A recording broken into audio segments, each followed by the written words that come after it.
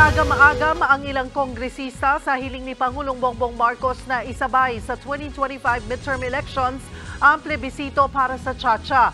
Posible raw kasing mapolitika ito. Para naman sa COMELEC, walang problema kung pagsasabayin ang eleksyon at plebisito. Nasa frontline ng balitang yan, si Jenny Dongon.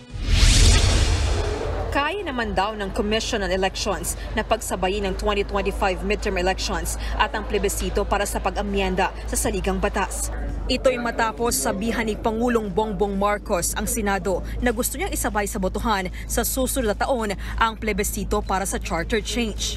Susunod tayo, tatalima doon sa legal opinion na yun ng aming law department na pag-aralan, wala namang batas na nagsasabing bawal na pagsabayan ang isang national and local elections at plebisito. Ayon kay COMELEC Chairman George Garcia, mas makakatipid pa nga raw sila kung pagsasabayin ng plebisito at eleksyon. Isasabay lang sa pag-imprenta ng mga balota ang mga tanong sa plebisito.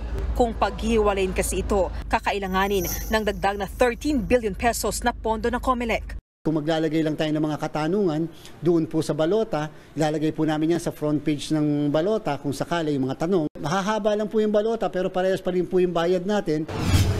Ang hiling lang ng COMELEC, budget para sa honoraria o bayad sa mga guro na magbabantay sa eleksyon.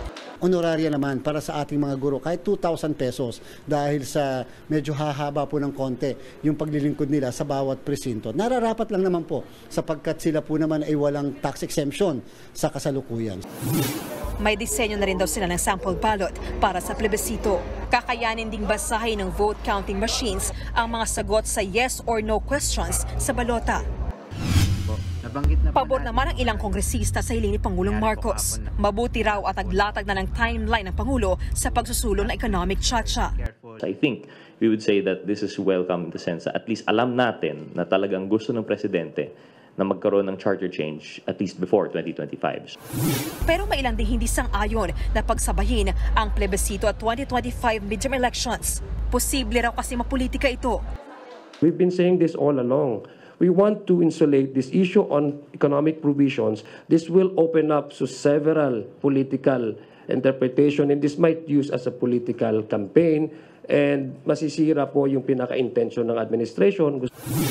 Sa ngayon, nakatutok daw ang Kamara sa deliberasyon ng resolution o both houses number 7 para sa panukalang economic amendments sa saligang batas. Pareho raw ito sa bersyon ng Senado na resolution of both houses o RBH number 6 kung saan tatlong economic amendments ang layong baguhin. Ito ang pagpapaluwag sa restrictions sa pagmamay-ari sa ilang public utilities, mga eskwelahan at maging sa advertising industry.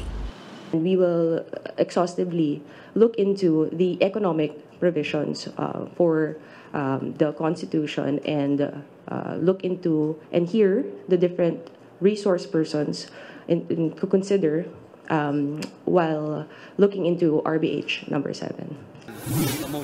Hindi naman daw mamadaliin ng Kamara ang kanilang deliberasyon dito.